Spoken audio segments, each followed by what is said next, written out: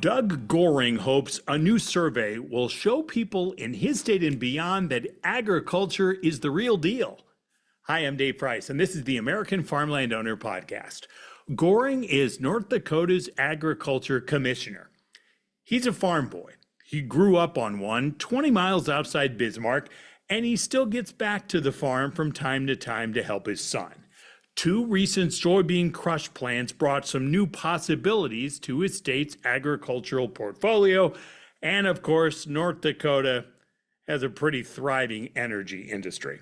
Now, he is not a fan of heavy-handed government regulations and restrictions, and he thinks he has a reason to be optimistic about what's happening on the national level. We're going to get to that too, plus some new numbers which he believes will convince skeptics just how aggy his state is. Aggy is the term that he will use, by the way. Okay, first, let's follow the journey that took this man from the farm to a medical lab, back to the farm, and into politics.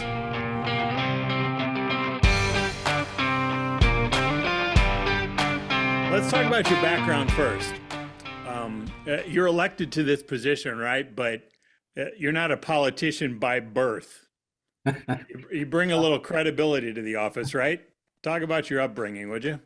Well, born on a farm outside of Bismarck, about 20 some miles, and been involved in farming and ranching probably most of my life.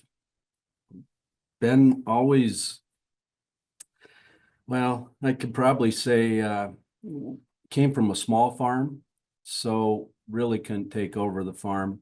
Ended up working as a hired man and doing different things in my community, but then I also worked construction, went back to school as an older than average student, and into a pre-med program, but it was for med tech or medical lab tech. So Okay. actually, my background is, and I really love chemistry and microbiology. So what a nice fit for agriculture, but also a nice fit for this job. So it gets you in the right areas, the right places, and it really makes a difference.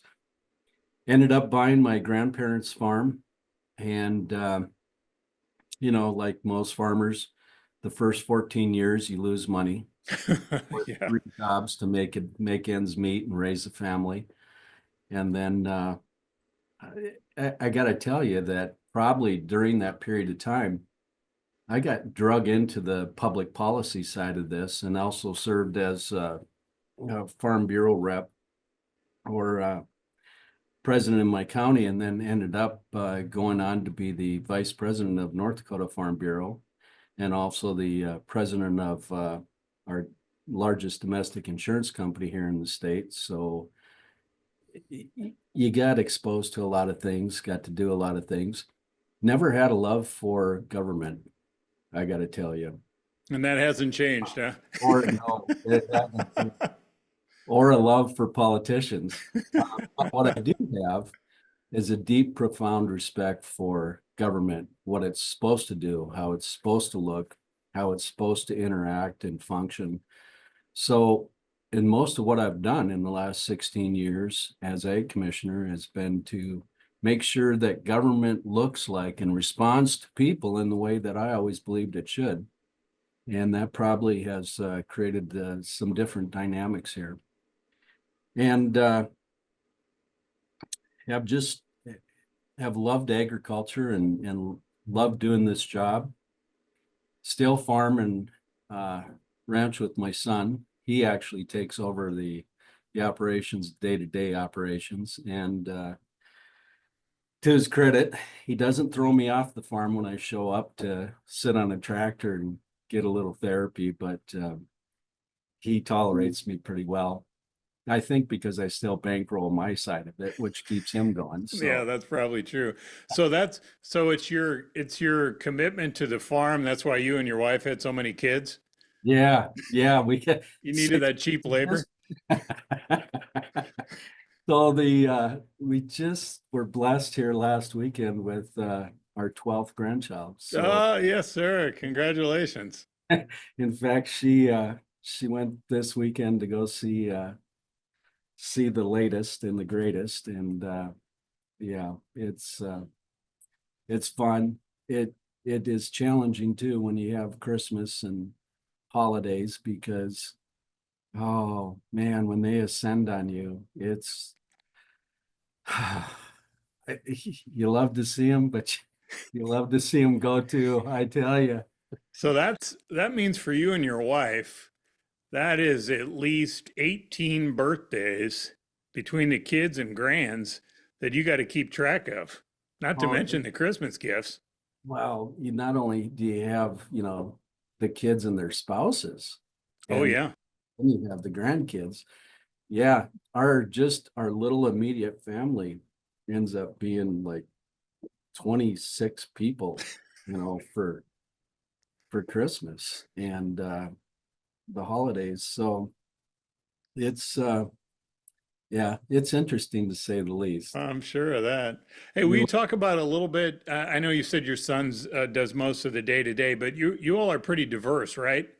we You're into a bunch of stuff. Can you talk a little bit about why you laid it out that way rather than just specialize on one or two? Well, first of all, way back when, you just had to diversify. If you were just doing corn, wheat, and soybeans, you likely are going to get hit a little hard. I think the other side of that was you had the ability with some of the pulse crops, whether it's peas, lentils. We don't do dry beans, although North Dakota is noted for producing 37% of all the dry beans in the United States, whether it's kidneys, blacks, navies, pintos. But no thanks to you. Well, yeah, no thanks to me. I'm part of that. But we could look at doing contracts for some of the pulse production, the peas, the lentils, sunflowers. We could do multi-purpose flowers, whether it was oil flowers, oil sunflower contracts, or whether it was confectionaries for the end shell or the seeds, or we did a multi-purpose contract for certain types of sunflowers that they use for sun butter and multi-use. So we've done those contracts also. We do malt barley contracts and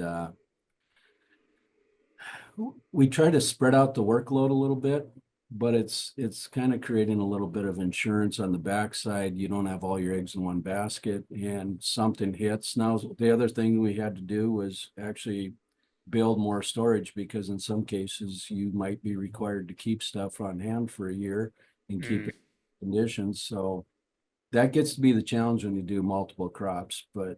And we've done flax, canola, um, geez, the whole host of, when people ask about North Dakota and I'll say, well, we produce 57 different crops commercially or commodities, because some of those are in the animal side of it.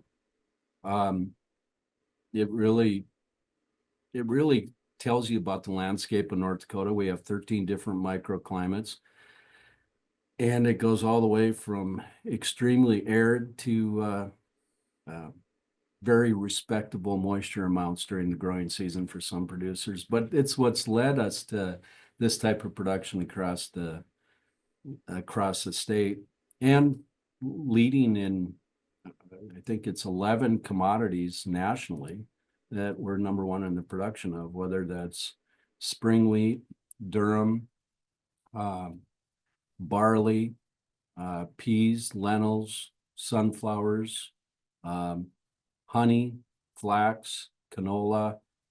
And oh yeah, I almost missed out on the dry beans. So There you go. in there too. So Hey, yeah. I'd wanted to talk to you about the kind of the climatological differences in the regions of your state. Can you pick maybe a couple of them for those who don't know the state super well geographically and kind of describe how that sets it up differently? So the highest elevation in North Dakota is actually in the southwest, and it's the most arid. It's down there where the Badlands are and our Theodore Roosevelt National Park. And then as you move to the northwest, that's a little drier, but higher elevation, or not as dry, but certainly dry. And we probably produce more durum and some of the other pulse crops up there. Because when you look at things like chickpeas and you look at um, green and yellow peas and lentils, they really like to have their feet dry. So those type of climates certainly give them some better opportunities, and you still get respectable yields up there. And then as you move across the northern tier, you see a lot more of that durum and spring wheat production, or at least the durum production. That seems to be where more of the heart belt is for that. And we've seen soybeans and corn actually migrate from the east to the west. Now in the east, we have the Red River Valley, which I think is classified as one of the top 5 most fertile soils in the world. So, and most of the production in North Dakota, I got to tell you, is dryland production. I think we only have 700,000 acres. No, not even. I think it's a little over 300,000 acres under irrigation. So it tells you that people have adapted pretty well to either conservation tillage or different practices and systems in place, and kept rotations in that system, because without it, you might be setting yourself up for a lot more failures in the crop side. Sure. But historically, probably more livestock production in the central and the western part of the state. And then in the southern part of the state, we seem to get a little more heat. Central is still kind of dry, but we get some moisture too and have some respectable yields. You see a lot more diversity probably in the central part, because you're getting some of that western impact and effect with some of those types of commodities that are being produced in the central. And you're producing a lot of what they do in the eastern part of the state. Plus, we have sugar beets and potato production in the eastern part of the state too, which we rank second and third in the nation. So there's a lot of diversity, and we just need more animal agriculture so that we can consume more of those feedstocks and products here too. You sound like you could do the weather on TV the way you're talking here Well, uh, it's with all your free it, time. it's a good story to tell. All right. Hey, The other, the reason no, go ahead. oh, I was going to say the other thing about all this that I would probably relate, what most people don't know is 90% of our land in North Dakota is either owned, operated, or managed by farmers and ranchers. So it makes us one of the most aggy states in the Midwest. And you can tell it by our economy. I mean, we got oil and gas production up here too, which ranks number 2, but agriculture is still the number 1 industry in the state. Well, you just made a brilliant transition for me, because I wanted to slide into the reason I wanted to hit you up this week was that new report that North Dakota State put out looking at the value of agriculture to the state. And now that you brilliantly transitioned for me, what jumped out at you? I mean, I know you live and breathe this stuff, but when you see it in print like that, what grabbed you? I think a lot of it was we've had these conversations over the years, and most of the data we were using before was quite old. And we get challenged by, well, energy industry and some other industries that say, are you really number 1? Well, we proved it, economic impact of over $41 million. And depending on commodity prices, it can be more or less. But that's significant. I think the other thing is when you look at overall, North Dakota supports about 22% of our workforce out there. Now, we're not as high as we are nationally, but that's because we're still trying to build more on that value-added aspect of agriculture here. Nationally, 29% of the workforce in the nation is supported by agriculture, which is astounding to people. It is. But you're like, yeah, and I'll take you through the steps and show you everything that's driving the economy. And yet we're less than 2% of the nation's population. And if you actually look at those that are making a living off the farm, geez, we're closer to 1% in any given state. So it's pretty amazing how much agriculture drives the nation's economy, drives our communities, drives our state's economies. I had a guy one time, a reporter who was from the East, and he had moved here, I think just for a short period of time, worked for one of the, I think it was one of the papers, one of the journalists anyways. And he challenged me. He called me up. He says, agriculture contributes nothing to this state. I checked it out. I looked to see what the revenue stream was that came into your state's general coffers and your general fund. And he said, most of it comes from energy, oil and gas. And I said, yeah, if you're looking at the contribution that's made directly into the state's general fund. But I said, do you realize that in North Dakota, at least in central North Dakota where I'm at, the average farm is about 3,300 acres, 3,600 acres. They're generating $1 million in gross revenue. They don't get to keep that. Mm-hmm. About 87 to 89% of that is expenses. And the rest they get to keep and have to pay tax on. So they're driving a lot of business on Main Street, and it's that stuff on Main Street, all the activities and the services and the products you're buying that are generating other revenue, other taxes, and that's actually impacting the state's bottom line. And we had to go through this conversation for about, I bet, 25 minutes before he got it. And he still wasn't sold, but I think eventually he might have understood a little bit better what the economy is and how it works. This report counted about 123,000 plus jobs connected to ag in one way or the other. And I think that probably illustrates the point that you were trying to make with this guy, right? Yeah, exactly. And at that time, we didn't have good numbers. We were actually still showing something from a couple, 3 decades ago, which said about 24%. And he said, well, show me those numbers. Well, everything wasn't current. So with this current information, it actually shows and illustrates exactly what we have going on. Because again, it isn't that we have a lot of people on the farm. It's that we have a lot of people's lives that we're impacting because of the services and the products that we're purchasing, the things we're doing. And that doesn't even extend over really into what we do with our disposable income when we're buying Ma a new dishwasher and maybe having to update some furniture in the house, which, by the way, I was just told recently we need to do. So that's first and foremost on No our wonder that's top of mind for you. No wonder. And you all recently, you've got two new crush plants, right?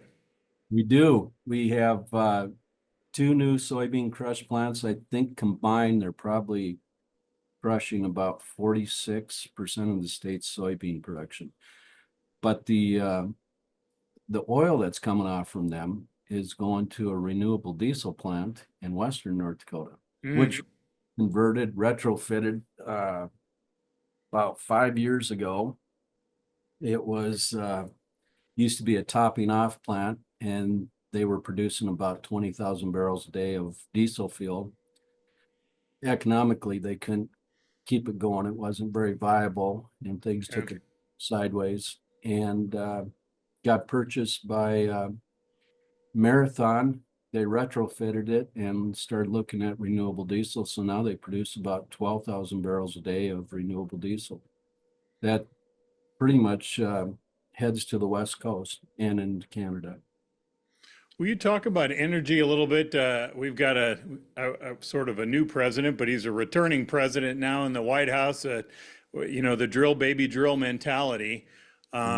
What's that going to mean for your state as you look at kind of your whole state's portfolio in energy production?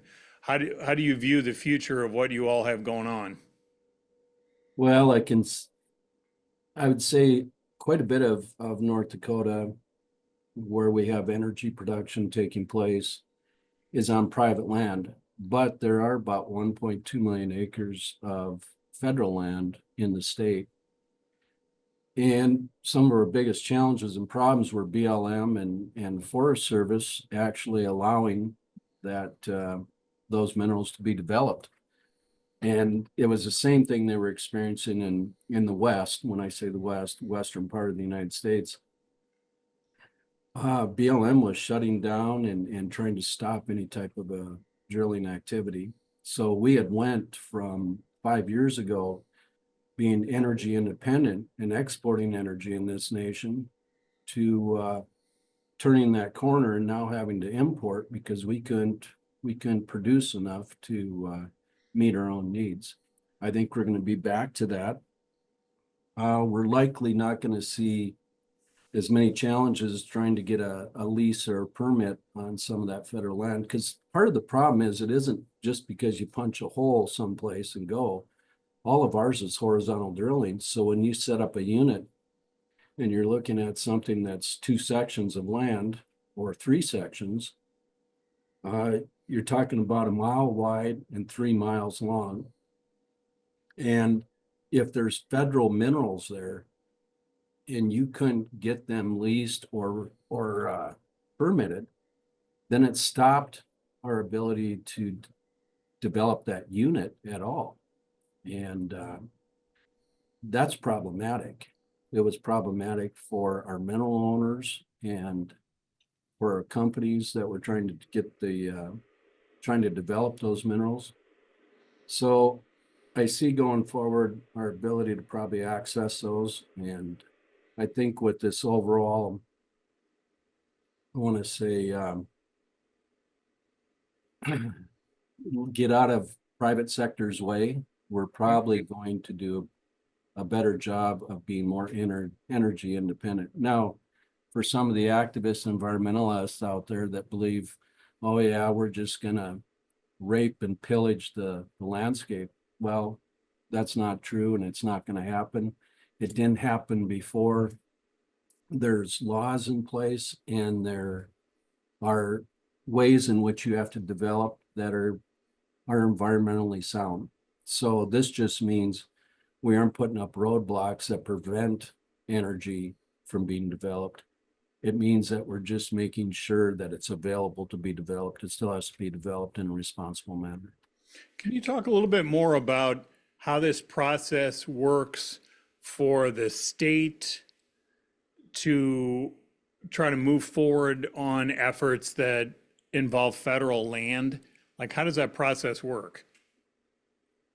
So generally, because you have BLM land and you have U.S. Forest Service that manages a lot of that land, you have to work through both of those entities. And Okay.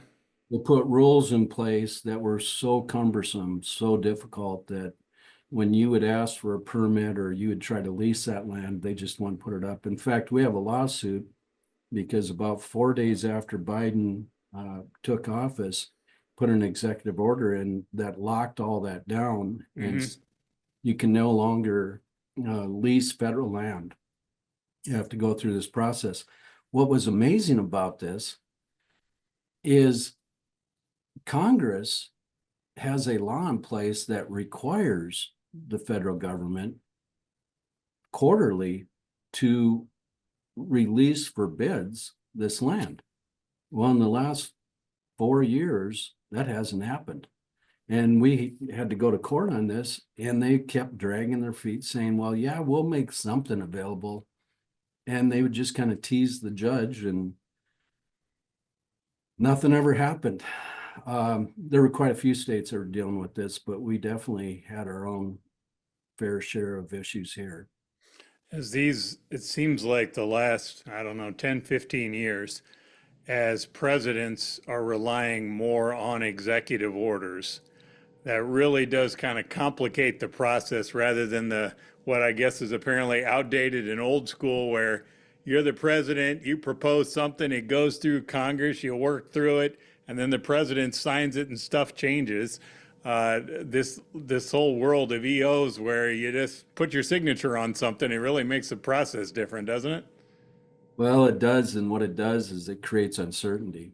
when you have no certainty in the system, pretty soon everybody's just lawyering up and people are trying to push agendas.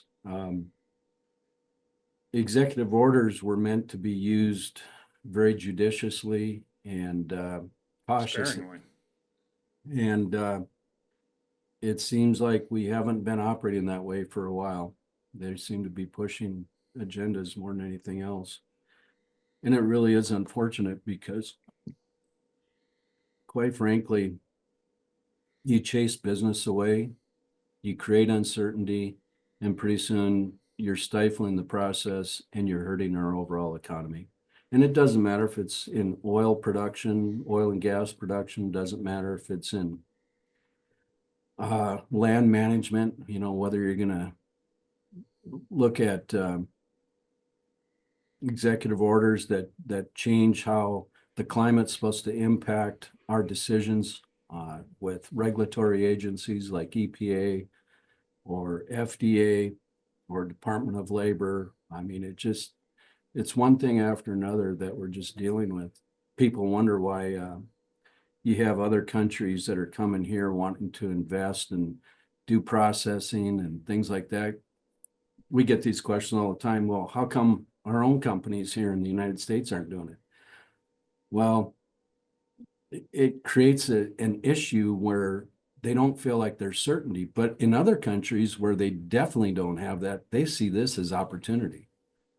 And we just have to be mindful about how we're perceived, how we work and exist in this environment, but how we're also going to interact with business in the private sector to make sure they can do what they're supposed to do.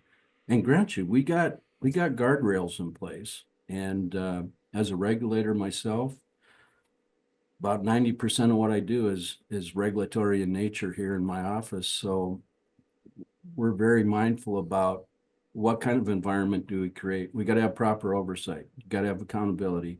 You got to have transparency.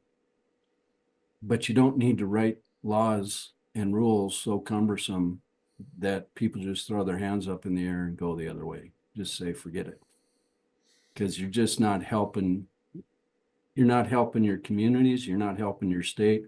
You're not addressing things with energy security or food security. You're just making it overall tough for everybody else. And ultimately, when I see what the federal government does, and they talk about, oh yeah, we care about those that are socially and economically disadvantaged. My God, then why do you keep putting more rules and regulations in place all the time? Because the ones you're really impacting when it comes to access to food or the price of food are those that are economically and socially disadvantaged, for God's sakes.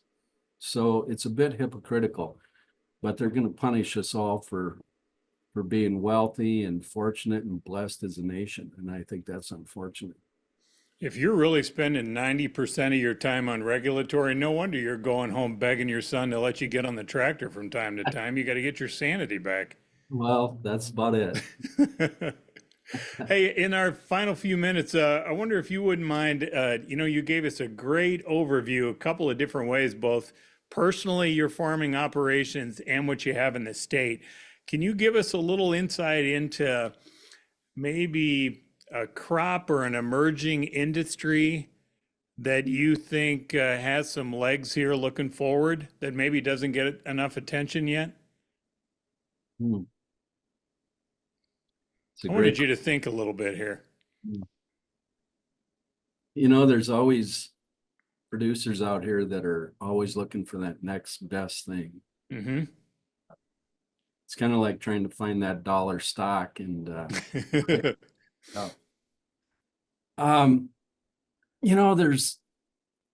there's been talk about cranberry, and it's been done a couple different times in the state.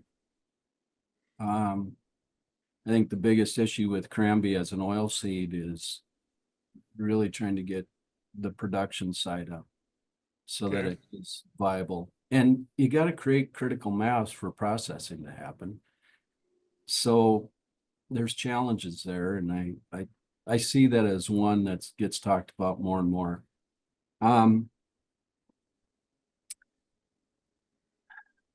Right offhand, I can't really say I can think of one, but I know that we're always trying to perfect our systems and our ag practices. Well, you've Utilize, been in for a while. What's expanded just since you started in '09, is that right? yeah. Okay, you started in '09, so you have 15 plus years in. What's really taken, what's kind of impressed you with growth just since you've been there?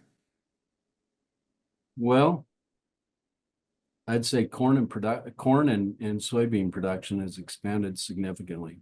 And a Okay. lot of that goes back to just biotechnology, our practices, our systems that are in place. Um, I've seen our footprint in trade and trading commodities on the global scale grow significantly. We've made more efforts there. We've seen some of those pulse crops grow more, um, develop more processing. We've seen just about every farm put GPS into Hmm. their tractors since then, even though it's been around a while. We've geez, now it's just I've watched the price of a combine go from 220,000 to 890,000. Oh, yeah. Um, I still encourage people to go out and buy new equipment so I can buy their used stuff. Yeah. They're actually, yeah, when you put it that way, I'd have to sit down and think about that sometime. What's actually changed? Hmm. But quite a bit. I'm sure of that. Hey, Commissioner, we appreciate the time. I know you had to jam in to get us squeezed into the day, so appreciate the perspective on things. Thank you much. Thank you. You take care. Thanks, Dave. You can check out our profile piece about Doug Goehring. It's in our weekly American Farmland Owner newsletter. Lots of other stuff in there too, by the way. The latest trends, challenges, and opportunities for farmland owners, operators, investors, and the good folks we like to call the Ag Curious. It comes out every week, usually on Fridays, Friday afternoon, and it's totally free. Check it out at AmericanFarmlandOwner.com. Thanks for listening, and thanks for caring about the future of our farmland.